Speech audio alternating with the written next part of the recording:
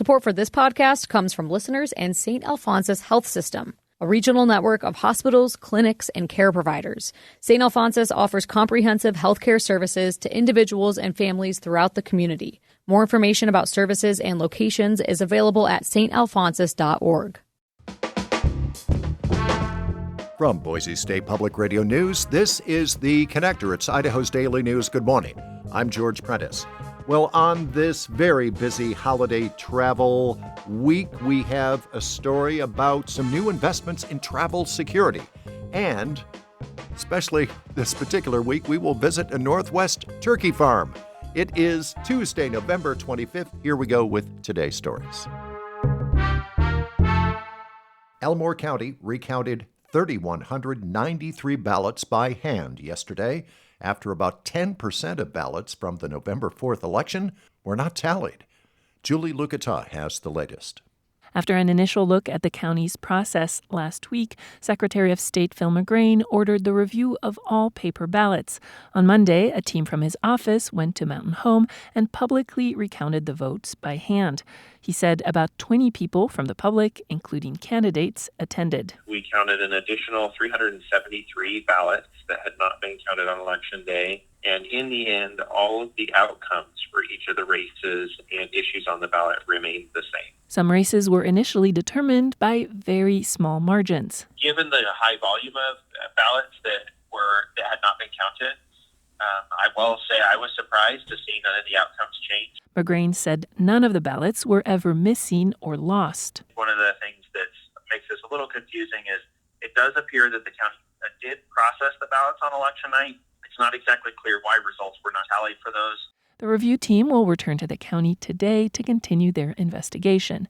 The hand count results will be canvassed and certified by the Elmore County Board of Commissioners on Wednesday. McGrain and the county clerk will request a judicial review by next week. Candidates can still ask a recount or contest the election. Julie Lucata, Boise State Public Radio News.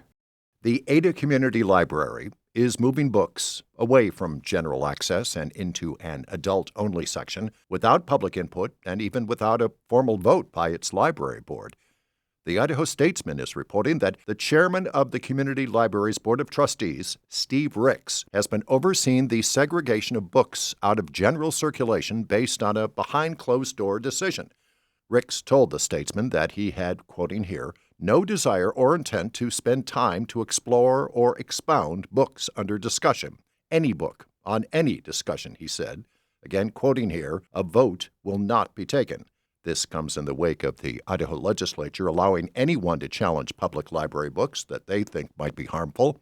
The Statesman says that Ricks has seen books relegated to the adult section twice in 3 months, and again, no vote by the board in either instance. An attorney for the library district declined to speak to the Statesman about the issue.